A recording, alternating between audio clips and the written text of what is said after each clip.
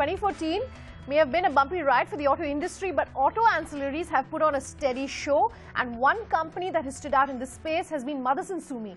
The stock has run up nearly 130% in the last 1 year. That's the stock on our screens. What's really working for the company? To discuss that, I'm being joined by Motherson Sumi's chairman, Vivek Chaand Sehgal. He's joining us from Miami.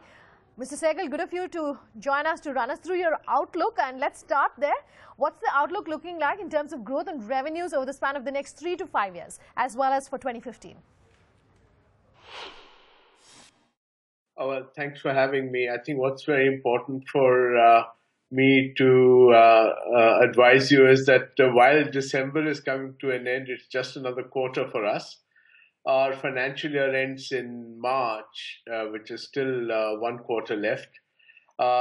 We do not normally give guidance on a particular year or something like that, but we are quite famous for giving 5-year horizons.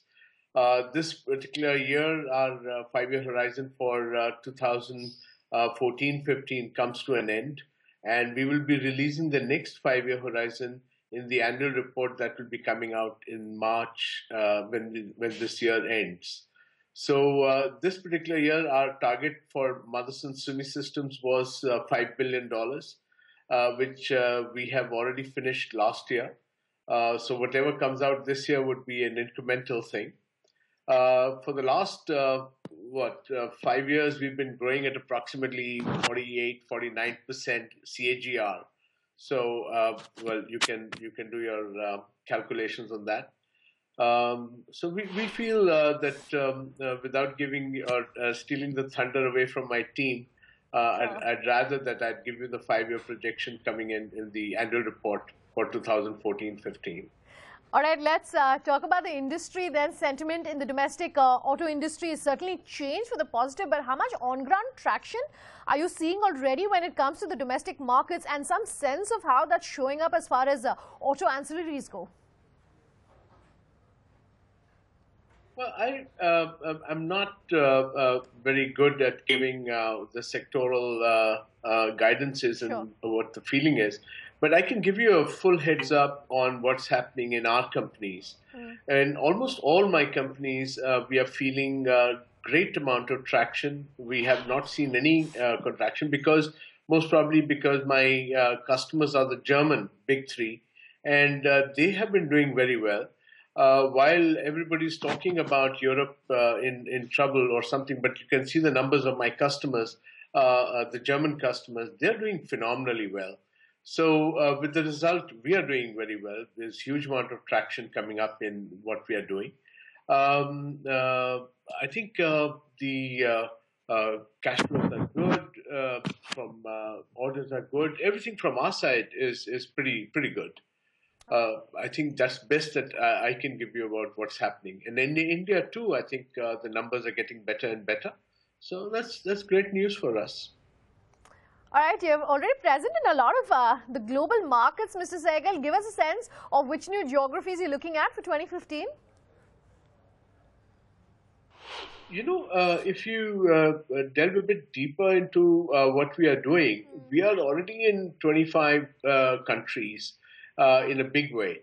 And we are, as our vision says very clearly, it's the vision of the company has been for the last 20 years to be a globally preferred solution provider.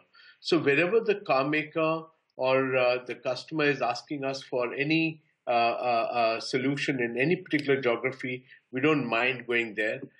We, on our own, do not have a kind of a strategy or a wish that, we want to go into this particular country or something like that. As of now, whichever countries our customers have asked us, we are already there. There's just one particular country where we wanted to be because our customers are asking us there, but we were a bit hesitant. And looking back, I think it was good that we did not enter Russia up till now directly, but we are supporting Russian demand from Europe itself. So I think that's the only country that could be that, the customers are asking us, but we've sort of stayed back from that. Okay, a quick last word. You recently announced an acquisition in Germany. Briefly run us through that as well as your inorganic strategy on the whole. I think Motherson, because of the vision that I elucidated just now, is in a situation where the customer asks us to go into a particular company. So we really don't have any this thing that, organic is better or inorganic is better.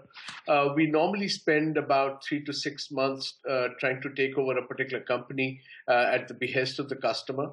And when we do that, we are very well aware of all the risks and all the things that are going to happen in that particular company.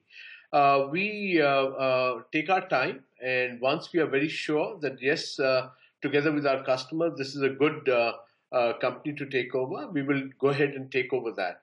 In fact, our strike rate would be less than 5%. That means after 100 companies, maybe 5 companies is what we will be taking over.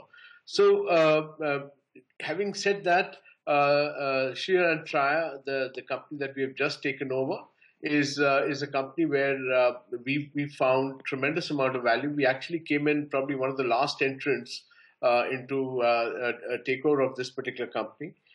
We feel that this particular acquisition is tremendously going to add a lot of value to Motherson product. It brings in a huge range of new products that this company is famous for. And that's the reason why the customers wanted this particular company to survive. And with the result, what is happening is that we are very sure that in the first year itself, this particular company is going to be EPS accretive for Motherson. And I think it augurs very well for our group because it opens up new products for the new geographies, which we are already there. This is a German-based company. It has one plant in Mexico, but it opens up a lot of other areas like Asia, India, and different countries where the customers are also going to be demanding similar products.